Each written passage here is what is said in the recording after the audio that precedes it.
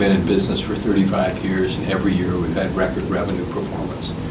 Even in the depths of the financial crisis in 2009, where we saw a contraction in our core terminal business of about 7,250 terminals, which at the time was probably 2 or 3% of our installed base.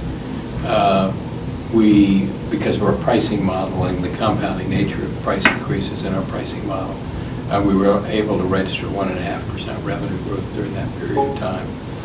We continue to believe, from Bloomberg's perspective, because of the nature of our global footprint, that we get an opportunity to take advantage of growth opportunities all over the world. So if you think about what we are primarily, you talked at the outset about a media company. Media is a secondary part of our business. The most important part of our business is the financial products area. The financial products area represents about 94% of our total revenues and a significant portion of our employment. That business is about 44% of it is in the Americas. That 44%, roughly 41 or 42% is North America, so North America is the biggest piece of it. Europe, Middle East, and Africa is 39% of the total, and Asia is basically the rest. If we were having this discussion 5 or 6 years ago, Asia would probably be 13 or 14% of the total. Today, it's 18 or 19% of the total.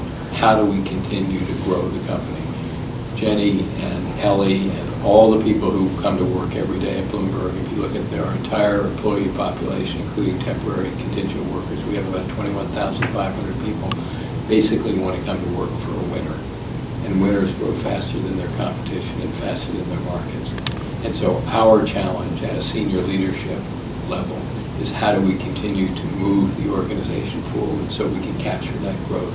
And as I said at the outset, based on your question about growth in the world, the beauty is that we have this extraordinary global footprint that people who deal in capital markets locally, regionally, or nationally, internationally, basically need the kind of information that we have, which propels our growth and enables us to do all the great things. Have these great offices, produce 5,000 news stories a day, television around the world, et cetera, et cetera.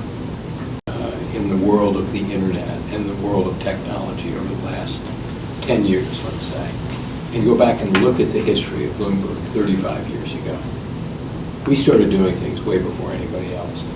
So we created our messaging system, which became an internal messaging system, which became a community of Bloomberg terminal users.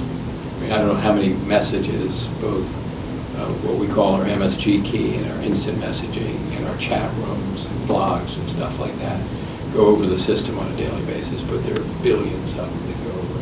5 billion. 5 billion. So billions every single day. So we kind of created the first internet, if you will, and the first social media and social community in that context.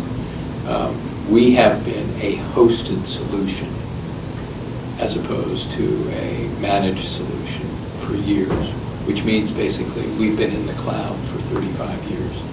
We all read a lot about the cloud and what's going on with Amazon and Google and others. We've been doing that for 35 years.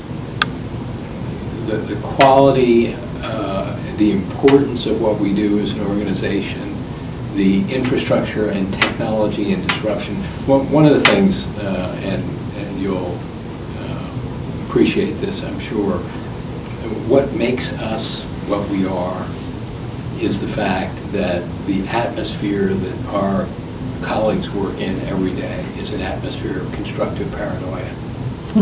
We are the market leader in virtually almost every business that we are in. The reason we are is because we are looking over our shoulder every single day. The markets have become much more efficient, and that includes kind of the central bank and the key banks that operate in the interbank market on a daily basis. There is an important buy-side community, asset management community, and for us, we think that presents unique opportunity too. If you look at our business mix, about 52% of it is on the sell side. The sell side are basically banks and brokerage firms. 48% of it is on the buy side, which are hedge funds, corporations, government agencies, institutional investment firms, small asset management firms. And we think that Malaysia presents a great opportunity. in that column, both on the sell side and the buy side. So you can count on us continuing to be quite aggressive in how we invest in the market locally.